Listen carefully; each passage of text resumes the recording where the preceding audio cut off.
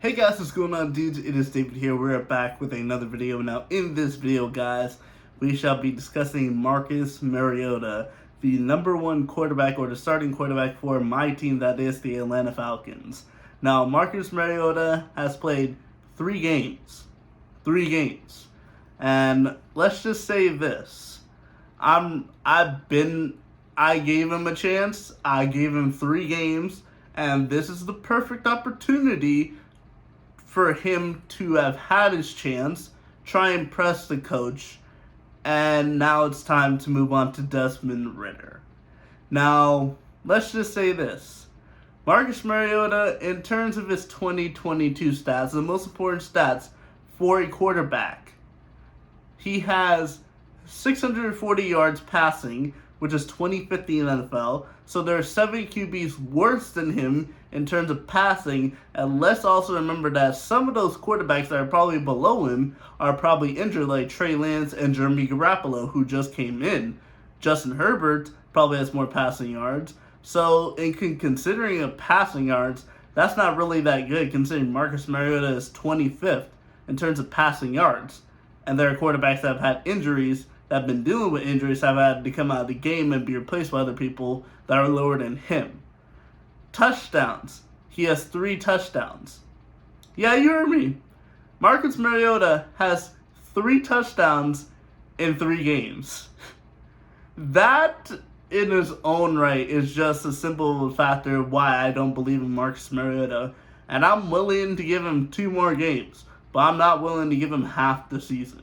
Because when I talk about the next few games for Atlanta Falcons, this is probably going to be the best opportunity for Desmond Ridder to come in and take the starting job for Marcus Mariota, because the rest of the schedule for the next couple of weeks is going to get rough. And if Marcus Mariota is playing like this, I just don't want... If he's playing like this against Seattle, and who was the team we faced the week before?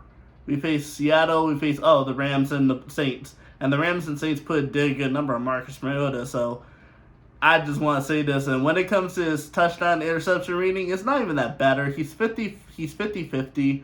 He's 3 touchdowns, 3 interceptions. He's tied for 19th in terms of touchdowns, and tied for 19th. There's 32 teams in the NFL, and he's below the top 16, so he's about below to mid-average tier in terms of touchdowns. In terms of interceptions, he's actually tied for 21st for interceptions. So I guess that's kind of a good stat, considering he hasn't thrown that many picks. But I also gotta say that's due down to Atlanta Falcons running the ball a lot. Because Quarterback Patterson, in the Saints game and the Seahawks game, he had over 100 yards rushing. The only game he did not have 100 yards rushing was against the Rams, and the Rams actually have a very good defense. So that just considers why. And in terms of QBR for Marcus Mariota, he has a 55.8 QBR, which is 12th in the NFL. So in terms of the only good stat that Marcus Mariota really has this season is the QBR, because that means he's close to the top 10 quarterbacks in QBR.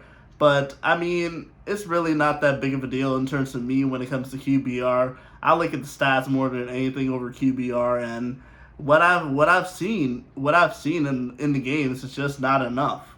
And considering Marcus Mariota was a second pick overall in the 2015 NFL draft in the first round, Marcus Mariota, I've said this before, I say it again, Marcus Mariota is, I don't care what happens, Marcus Mariota is a bust.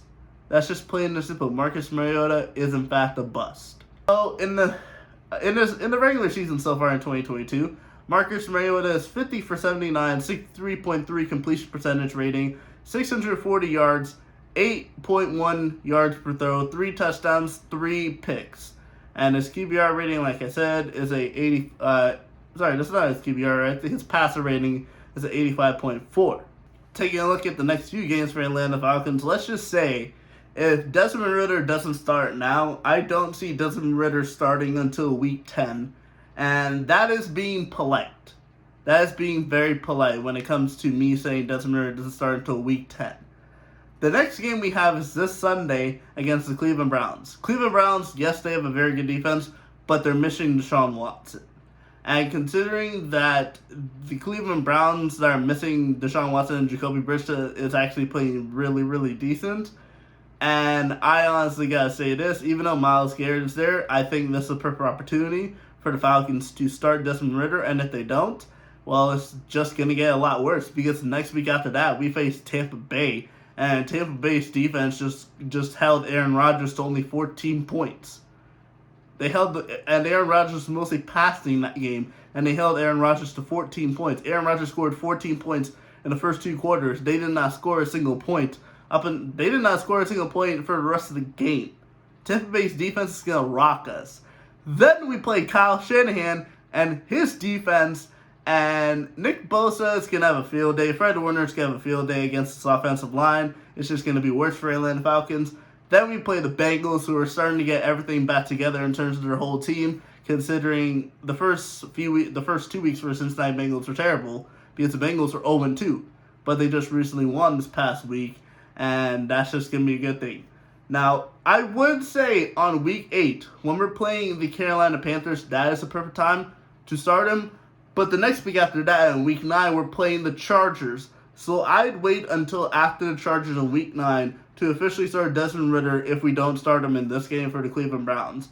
Because after the Chargers, we have Carolina, rematch, we have Chicago, we have Washington, and we have Pittsburgh.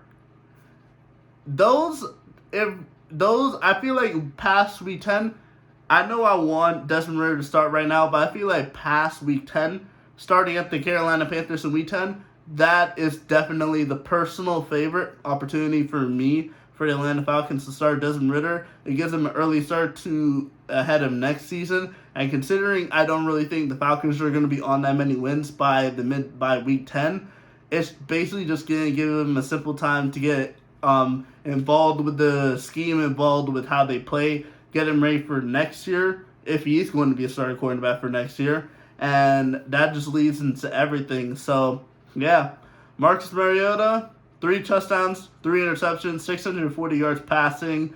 He's good in QBR rating, but this season that's just not been it when it comes to my personal opinion on Marcus Mariota. But I want to know what you guys think down in the comments down below. Tell me what you guys think. Should Marcus Mariota stay the remaining starting quarterback for the rest of the season? Or which week would you like to see Desmond Ridder coming in as the starting quarterback? Or would you like to see Desmond Ridder come in and start for the rest of the season? But anyway, guys, I will see you guys all later. Peace.